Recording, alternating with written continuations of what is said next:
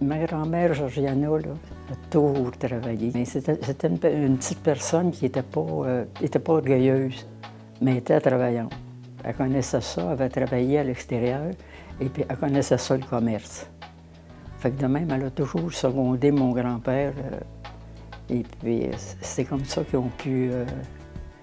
qu'ils ont parti leur commerce. Il était aux États-Unis, puis là, il s'est marié. Après ça, là, il a travaillé pour les Darcy, les Darcy-Pagne. Et puis c'est là qu'il s'est aperçu qu'il était allergique, il était souvent malade, il avait des allergies à la farine. C'est ce qui l'a fait revenir au Québec. Puis il s'est acheté une terre, puis il n'y avait rien d'un cultivateur. Il y avait des idées fixes, c'était ouvert une conserverie, puis il y en aurait une, puis c'était pour marcher. Mais ça marchait. C'était petit, mais ça marchait. Ils travaillaient ensemble, c'était les deux doigts de la main, ça. Et puis, elle était capable, mais quand même, il ne portait pas, tu sais, mon grand-père, il ne portait pas ombrage. Il faisait un bon tandem, autrement dit. Là. Chez les cultivateurs, les femmes avaient leur place.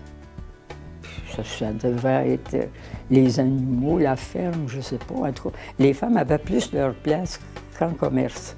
Parce que les commerces, c'est une affaire d'hommes, ça. Mon père avait toujours travaillé avec son père. Et puis, ça a glissé là, comme ça. Il n'était pas un fils unique, mais il était quand même le seul garçon qu'il y avait. Là. Ça allait de soi que c'était comme ça. Mon père n'a jamais voulu vendre.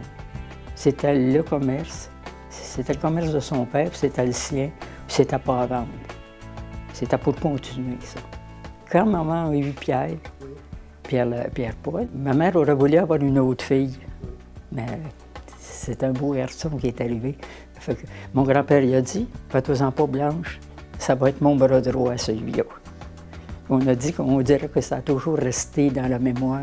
Moi, je suis émerveillée de voir comment est-ce que c'est rendu. Il n'y a pas une émission de télévision où on ne voit pas Oasis. Je me dis, c'est une fierté.